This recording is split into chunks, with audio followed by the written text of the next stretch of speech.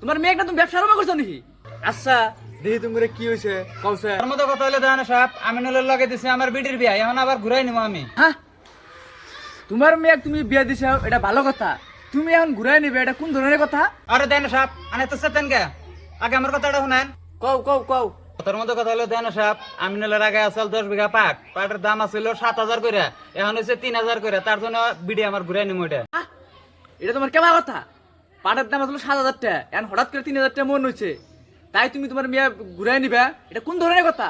তোমার মেয়ে তুমি ব্যবসা আরম্ভ করছো নাকি? আরে দেন সাহেব আনে এটা একটা কথা কইলেন, এই বিজনেস আমার আগের থেকে আনার মতন দেন 10টা বিলে এই বিজনেস করেন। আগেও 10 খানে বিয়ে দিছি বিডি এটা আমার। দেখছেন দেন সাহেব, পাটের দাম 7,000 আসাল, ওই মানে 3,000 হয়েছে, হোলা বেচে সই করে দিতাম, তাই বিটি ঘুরে নিয়ে যা লাগবো। তা তো ঘুরে নিয়ে যাবো না। না না দেন সাহেব, আপনার যুক্তি হোক বা না হোক এই কথা তো আমি মানবো না। আমি দিছি পার দেয়া বিয়া, হোলা দেয়া তো বিয়া দেয় নাই। তোমার কথা তো ঠিক, তুমি তো হুলা দিয়ে বিয়ে দাও নাই, তুমি পার দেহে বিয়ে দিছাও। আচ্ছা তুমি তোমার মেয়ে ঘুরাই নিবে, তোমার মেয়ে পরে বিয়ে করবে কেরা?